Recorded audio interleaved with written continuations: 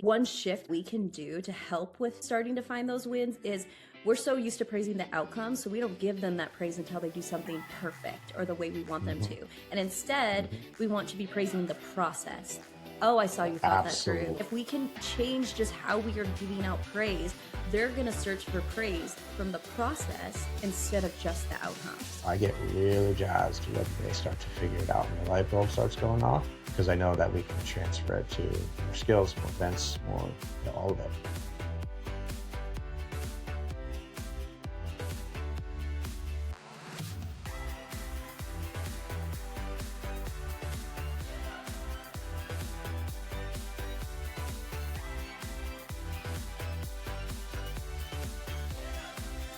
Hey everyone, welcome back to another episode of the NJ Podcast, where we talk all things gymnastics. I am your host, Rebecca Grady, and I'm here with my incredible co-host, Dr. Ian Kreider. Today, we're continuing our mental mastery series, and we're back with the amazing Edward Hathaway. So thank you, Edward, for being here with us again. Of course. I mean, you keep introducing me as amazing, and I'll keep coming back, so that's fine. Okay, cool.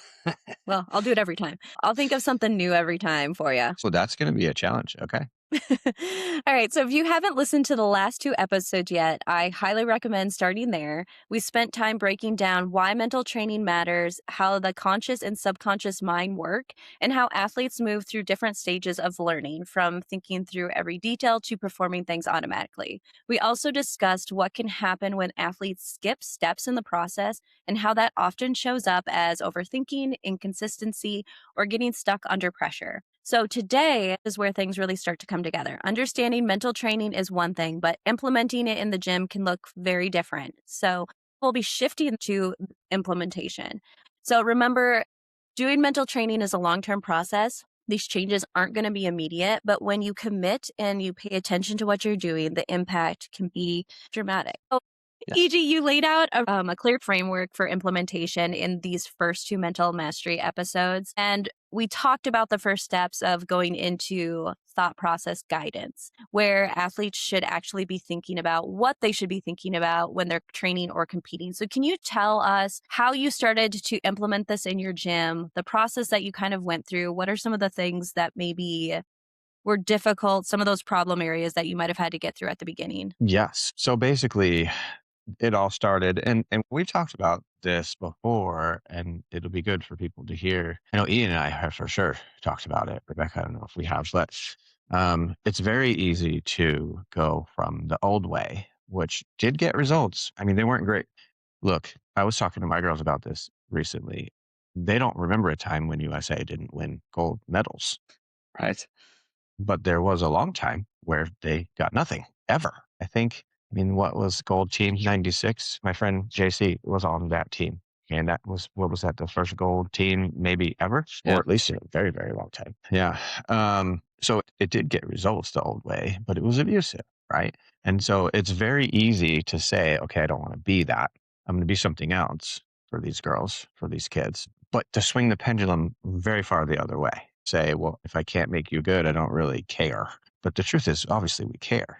And we're here to find a better way. Where is the new way? We need to lead everybody to a better way. And so I'm like, how am I going to get high performance out of these kids without dragging it out of them, or dragging it out of them in a way that leaves them more prepared for the world, not less? So that's kind of how it started. That's why it started. It took a while to get them to open up. And I told you guys, it's actually one of the slides. The first thing I started asking them what they were thinking. I use these strategies for myself. I've read multiple books over the years just to make myself a better athlete, in whatever particular venture I was doing, whatever it was after gymnastics, multiple things, because we ex athletes need to remain competitive in some way, right? Or they go crazy.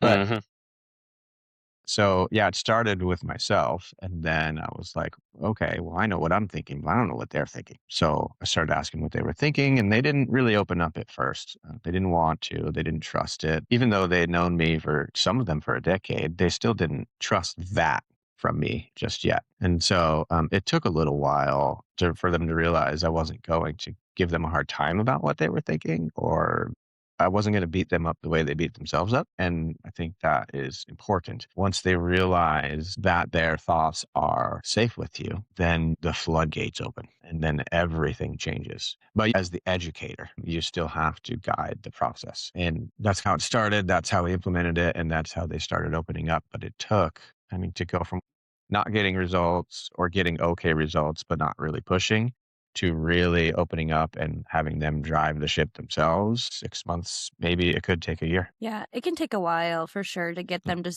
like you said, get them on board, to trust you, and to realize that what they're thinking is not just them, that everybody thinks these things. Yep, Because I feel like a lot of the stuff they think, they get embarrassed about sharing. they do. Absolutely, they do. Without a doubt. Yeah, I think depending on how the Yeah, type, like if you were an athlete as a coach, right? Depending on the type of athlete you were, you may not realize what's going on. Because for me, I was a pretty self motivated person out of necessity. I didn't have a big team right. around me, like it is with men's gymnastics typically, right? You don't have a big team around you. There's a big spread in ages. So like the two guys ahead of me graduated. The person behind me was 4 levels behind me and a few years younger than me as well. And so it was something that out of necessity I had to be self-motivated, self-driven because I had these goals that I wanted to accomplish. And so certain things that you may have worked on subconsciously or consciously that you've forgotten that you had to work on those things to get there. And then also, things like we've talked about this with Rob on other podcasts, but when you're in the gym, you're in the gym. You're not thinking about other things. You're not thinking about the homework that you have or whatever you're doing. But that's a really tough skill to learn. And after you learn it, Mhm. it becomes easy. And then you may have forgotten that, oh, wait, that's actually really difficult to learn how to do. So for me, even when I'm in the gym coaching, my brain still does that kind of automatic turn off the rest of the world. Now I'm just in gymnastics mode. And if my son is in the gym with me and he's playing around, every once in a while I have to kind of like bring it back and go, oh yeah, Isaiah's here somewhere. Where did he go? Right. And I have to like, oh yeah, he's in the gym too. I have Check to in. remember other things are happening. Uh, but when you learn that skill, it becomes easy. But I think coaches forget that it took a long time to develop that skill. It took a long time to learn how to be self-motivated and self-driven. And we just expect our kids to do that. So I had to take a step back a couple of years ago and just kind of reevaluate myself and tell the girls what I was doing, right? I had to tell them, like, hey, I became this naturally self-motivated person because of the position that I was in my gymnastics career. And I came in here expecting you guys to be self-motivated, and that's my fault. Now, I will say I'm not the best, motivational speaker, but I told them, hey, it's something that I'm going to be working on is helping to motivate you guys and get you guys up to the level that you want to be at. Yeah, just take a self-evaluation on the Right. things that you're good at and learn how to do it. Mhm. Yeah, there's a lot of athletes, I feel like, who become coaches, like you just said. Say I was one of those self-motivated athletes and I don't know how to work with athletes who are not self-motivating. Some of us are just born that way, right? But a lot of us have to learn that. I like thinking of self-motivation as a skill to be learned versus something that you just either have or don't have. Because I feel like some of us as coaches, we can give up on those athletes who aren't self-motivating. And Yeah. yes, like you said, EG, there was that big pendulum swing when it came from how we used to coach versus how we're trying to coach. And people forget, and we discussed this beforehand, that self-motivation doesn't come with just catering to them. It's supposed to be positive coaching, but a lot of people assume that positive coaching means that there's no boundaries. You can't have rules and structure in your gym, but you can. And having those things can help with teaching our athletes to be self-motivated. It's funny that you said that. I've been dealing with that this week with myself internally, right? Like, okay, I, we're close, but we're not there. I'm too nice. And I don't mean too nice like I have to get mad. I mean too nice like, let me give you an example. We like to watch. Have you seen Special Forces? Mhm.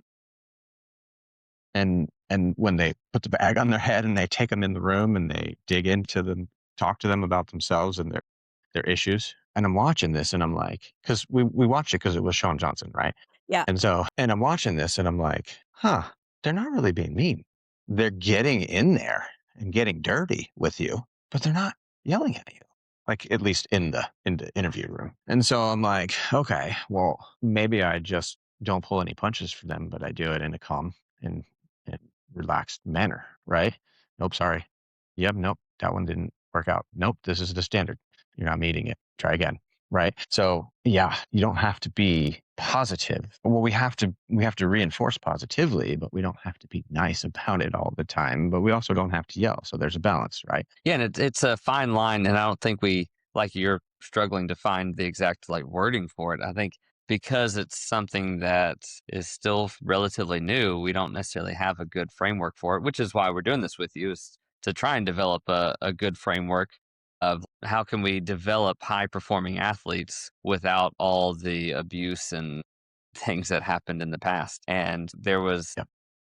a while where people went, well, it's either that or no performance, right? Because anyone, Right. anyone, right, one can create a high performing athlete by being too harsh and abusive and getting out everything. Like you can create a high performing athlete that's proven we can do that. And anyone can create a really positive, low performing environment. But how do we marry those two things together and go, how can we create a high performing athlete in a positive manner? And that's the thing that we're searching and trying to do.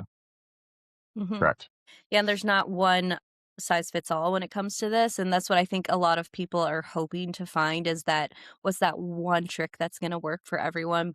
But it's a lot of it's trial and error when it comes to your athletes in your gym and your specific culture and the dynamic going on. But I mean, obviously there are things that we can do to help guide them to be more self-motivated, to focus on their training in a different way versus them always like I think one of my examples is instead of them always receiving corrections and being told what to do, that we're actually getting them on board with thinking about what's going on versus Gosh. because like using their minds is the way to get them involved. How do they see the skills? How did they break them down? And that also teaches them their learning strategies and how they like to intake information. So I think all of that being able to change how we actually train them contributes to that self-motivation to changing that culture, which leads to high performance. But again, this is a long-term process. Yeah.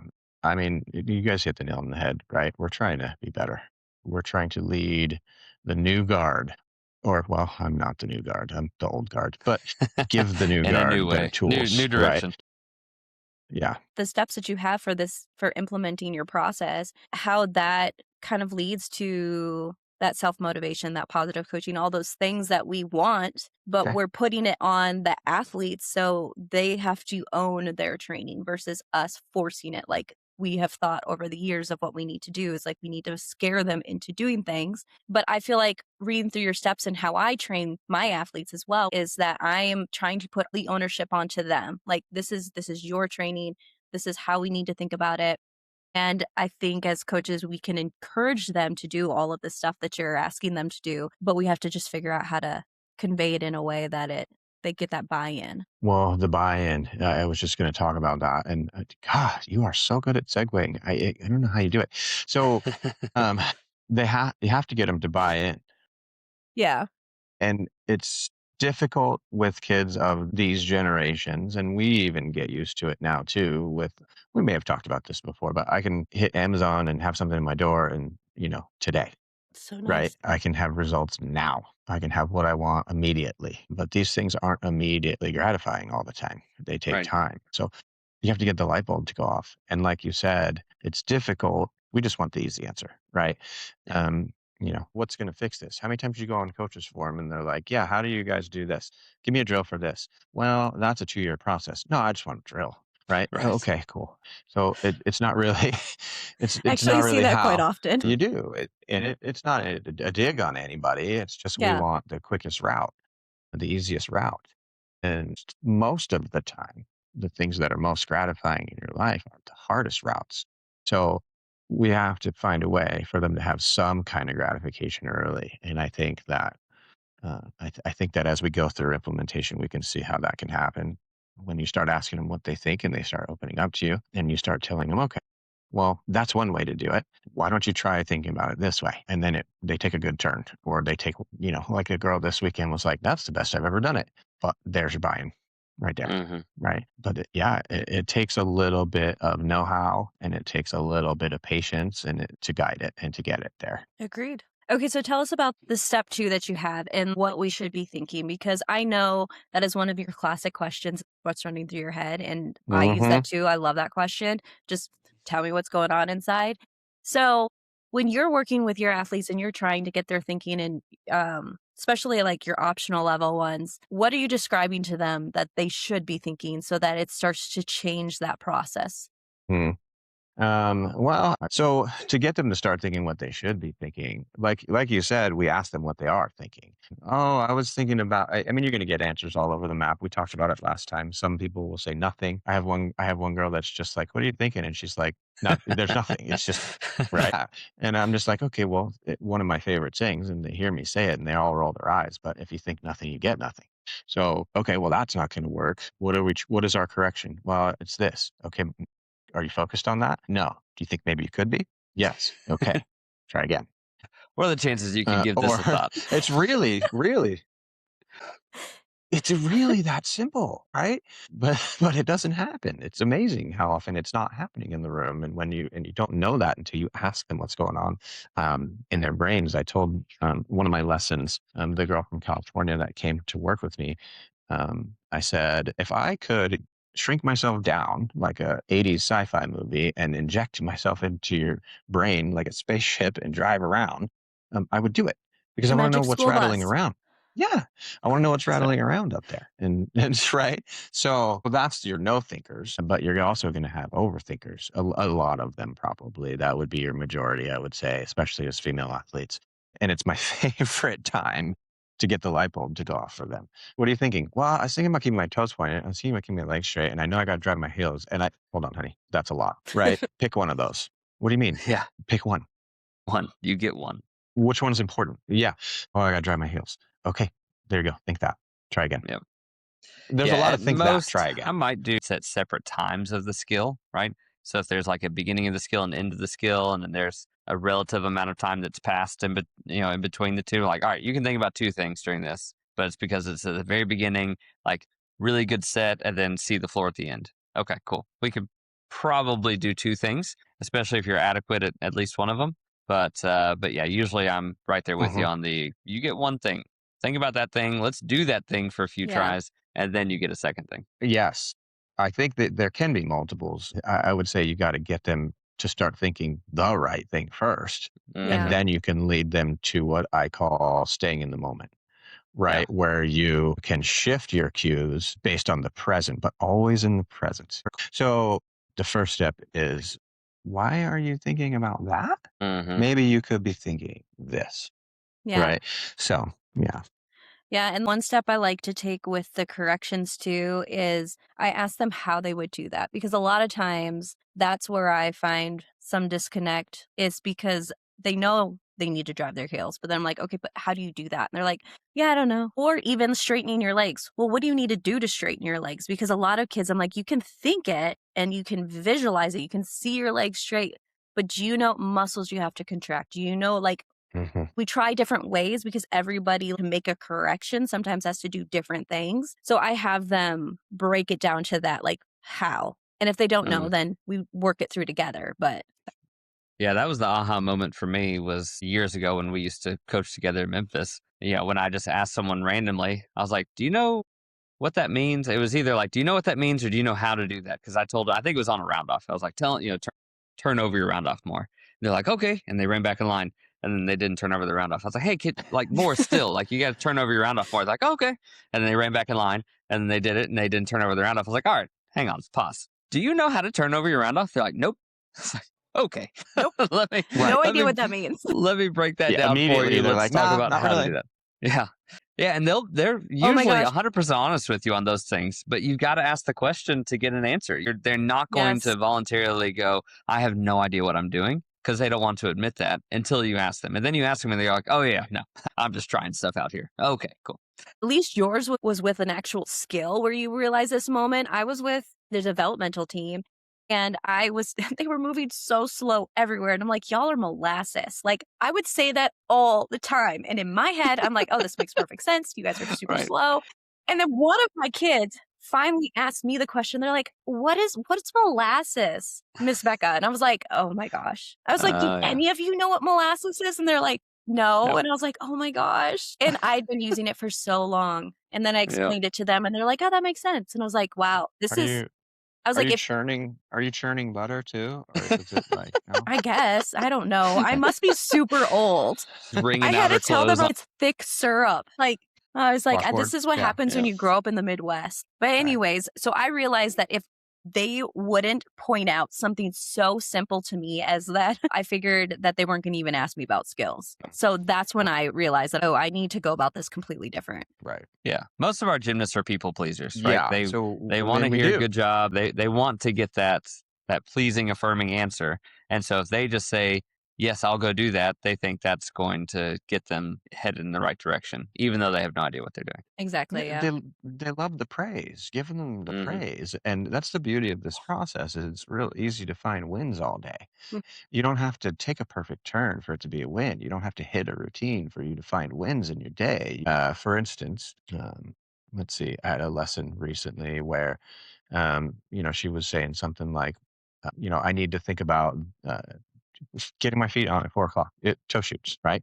I need to get my feet on at 4:00. Okay, cool. She takes a turn, got her feet on at 4, forgot to do something else. Oh, I forgot to do this. Okay, cool. I'm glad you noticed that, but why are you upset about it? What do you mean? I didn't do it. Okay. You What were weren't you thinking focused about on? I was focused on 4:00. Okay. Did you get your feet on at 4? Yeah. Okay. Well, then you did the thing you set out to do. How can you be mad about anything else? Mm-hmm. One piece at a time, right? So, yeah, it's I think really interesting. once you get them headed down the path of thinking about things, I think that's the next hurdle is because we work on the quit beating yourself up, think about the right things. Then the next hurdle is accepting that you did something good, which is hard for them to do Mhm. because again, they're in a sport where everything is always critiqued and everything is always, here's the next step, here's the next step, here's the next step. And so it's hard for them to go, oh, yeah, that was better. I did exactly what I set out to do there, even if it didn't work out well. And I just had to have a conversation with a gymnast yesterday where Right. I was saying, hey, you're going to crash. You're going to fall. You're going to mess up. These things they're going to happen. When I was a gymnast, I crashed on a daily basis.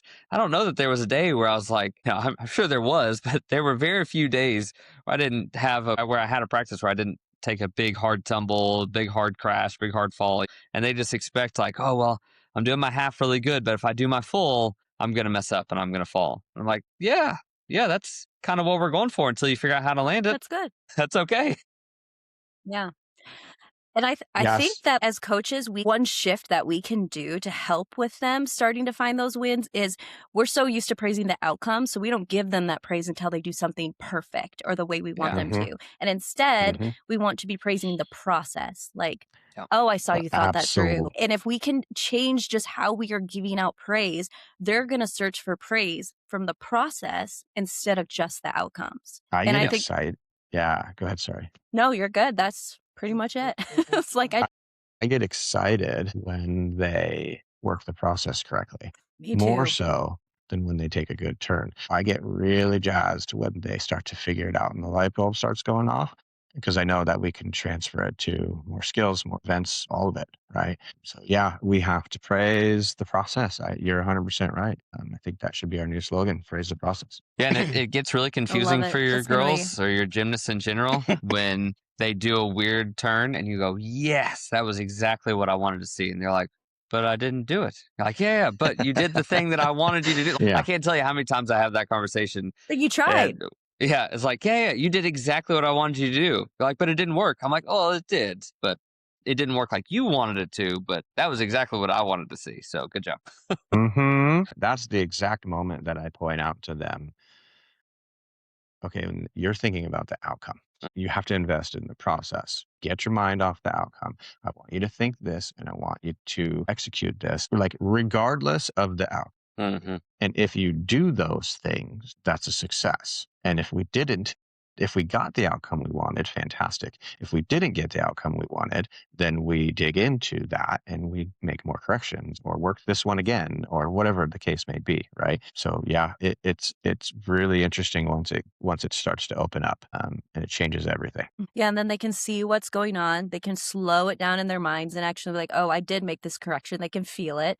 So Mhm. depending on their learning style, like you have on your number 2, is that visual, feel, or verbal? I think asking them those questions and how they can break them down can get them more in tune with, do they see it visually better? Do they feel it? Can they just hear it to make those changes for themselves, for them to go through that process, and that builds that awareness for them? Do you purposely move us along like Ian and I get lollygagging and you kind of segue to the next thing, or do you just do that naturally? I think that one I just did naturally. There's a lot to unpack there, but to just start to open the box, I will actually do exercises. Once we moved from what are you thinking to, okay, this might actually work, and they're starting to want more of it, we had to unpack how to communicate with each kid on their terms. So, or what computes to them, because I can say something that'll work for one girl and I'll say it to another girl and you can see the wheels spinning and the smoke coming out. She doesn't get it the way the other girl got it. So we did exercises. I said, okay, take 5 turns where you do nothing but give yourself a verbal cue. I don't want you to feel a thing. I don't want you to use any imagery. I just want you to do this. Say this in your head, right? And some of them like that. Some of them didn't like that. Most of them didn't like that, to be honest with you. They all talk to themselves too much. Yeah. It's funny. I tell them there's that other person, right? Like Emperor's New Groove, one over Gronk over here and Kronk over here, It's a right? good movie. And or whatever. Yeah. And I said, okay, well, the one that you want to listen to, that's you. Okay. That mean girl, you need to tell her to shut up. Okay. And we've actually gone as far as giving those girls names. It's not your name. It's an alter ego, and you need to tell her to be quiet, right? But yeah. So anyway, I'll do 5 turns where they have to say something to themselves. And then I do another 5 turns where they don't think anything, just feel. And then take 5 turns where you are only focusing on your visual cues.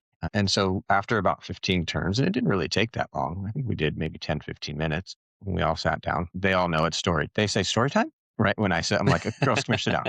And they all get excited because they don't have to work for 10 minutes because they know I'm going to over talk. Ian and I are similar in that way.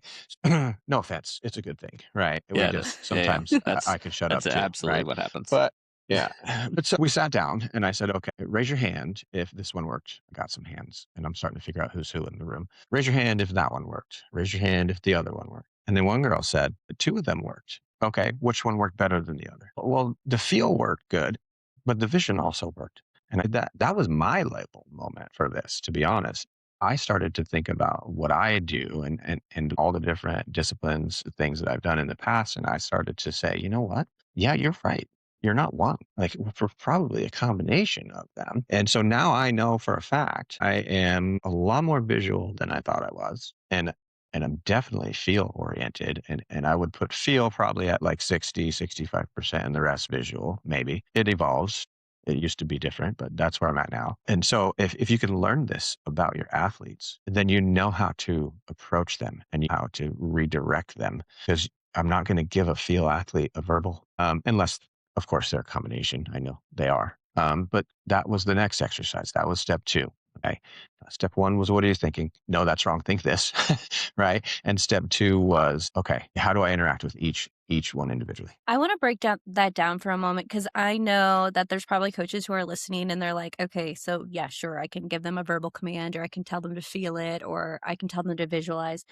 But a lot of those athletes are going to be like, what do you mean by feel? So when you Mhm. ask one of your athletes to feel, let's say, a handstand on beam, if they are questioning what you mean by that, how would you explain that to them? Well, there's a couple different ways. I think Mike said it best, and honestly, he threw something in there that I was like, I should add that. He said you need to put them in the position for them to feel it.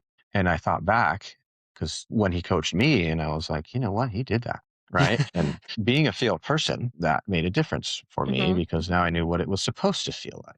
Okay, Mhm. so let's use feel for instance. If I have a feel athlete, okay, and they don't know the feeling, then I put them in position so they can feel the feeling.